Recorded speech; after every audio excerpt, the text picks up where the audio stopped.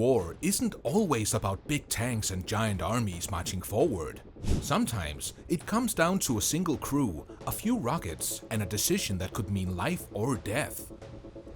What you're about to hear is one of those moments, a crazy gamble by a Ukrainian rocket team that turned into one of the most devastating strikes of the war. So grab your seat, because this is going to get intense.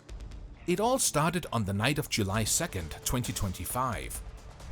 The Ukrainian Vilka M crew rolled out into the dark countryside with one mission: destroy a massive Russian ammunition depot.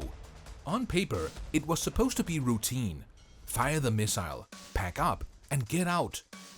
But war has a funny way of throwing surprises, and that night, everything turned upside down. The crew was just getting ready when suddenly their radar screen lit up. A Russian Su-Park 1M counter-battery radar had locked onto them from 38 kilometers away. And if you don't know what that means, think of it like this. It's the Russian version of a sniper scope for rockets. Once it catches you, it knows where you fired from, and it only takes about 30 seconds for Russian artillery to start moving. The Ukrainian crew instantly knew they were being hunted. Now, here's where it gets insane.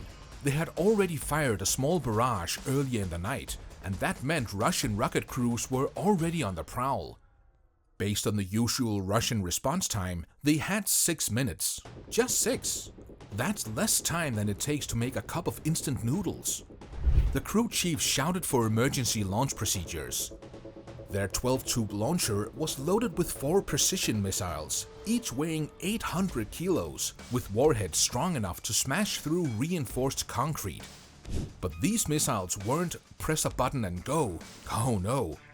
Each one needed exact GPS coordinates uploaded through a hardened tablet. Normally, this process took 3 minutes.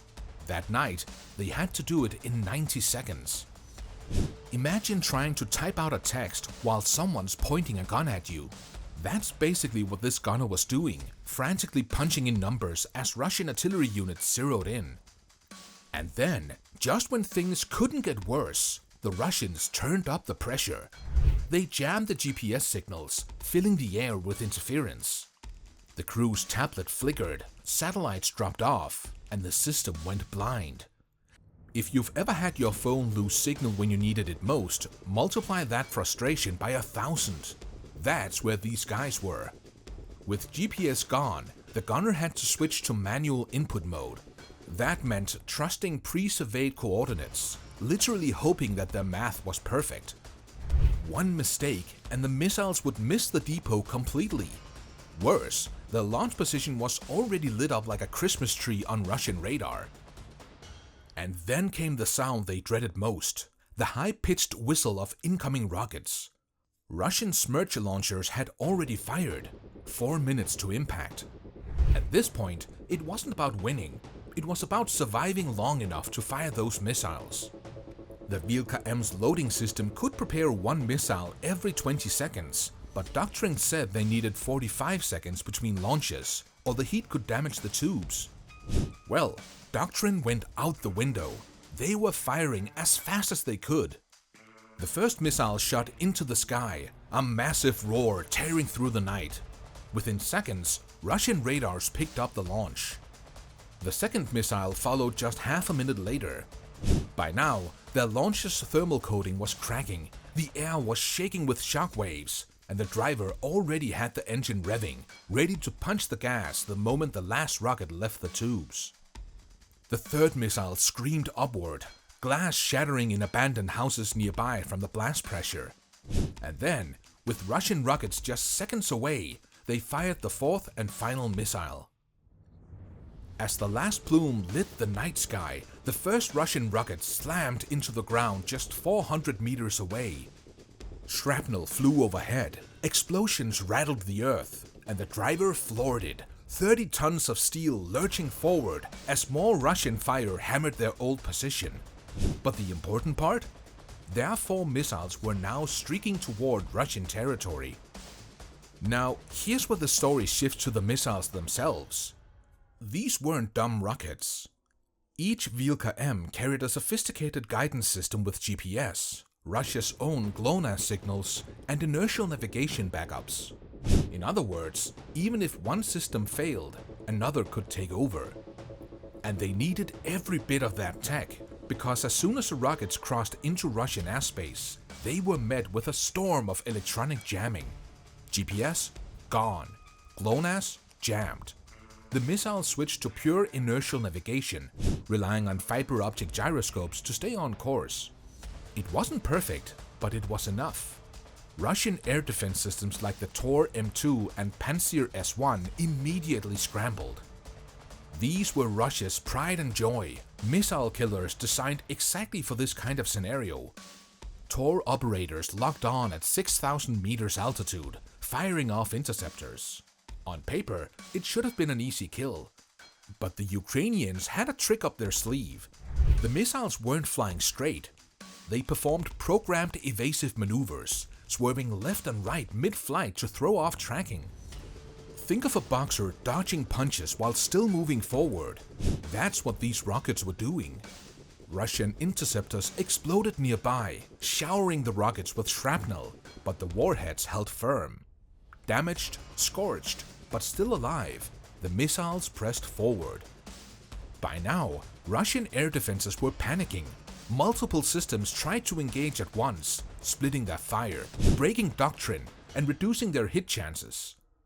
The Pantsir systems fired salvos, but the Vilkas were coming in low, hugging ridges and using the terrain to hide. The final defense? Old-school Shilka autocannons. Basically 4 giant machine guns firing thousands of rounds per minute. When the first rocket crested a ridge at just 400 meters altitude, the Shilka opened up, splitting a storm of tracer rounds. For a few seconds, the night sky lit up like a disco of fire, but it wasn't enough. The missile dove, armed its fuse, and smashed into the depot. The explosion was catastrophic. A 170-kilogram warhead detonated, tearing through the warehouse walls. But that was just the trigger. Inside, the depot was packed, tons of artillery shells, rockets, and missiles stacked in crates. Within a fraction of a second, the shockwave set off a chain reaction. 152mm shells cooked off. BM-21 Grad rockets exploded, their roofs flying into the air like soda cans. Submunition warheads detonated inside their crates, sending secondary blasts tearing through the compound. And then came the real nightmare. S-300 missiles in storage went up, their solid fuel and warheads turning the site into an inferno. The blast was so massive, windows shattered 3 kilometers away. Fireballs lit up the night sky. Russian ammunition handlers fled in chaos, forklifts abandoned, rockets firing themselves sideways like wild fireworks. By the time the 4th Vilka M struck, the depot wasn't even recognizable.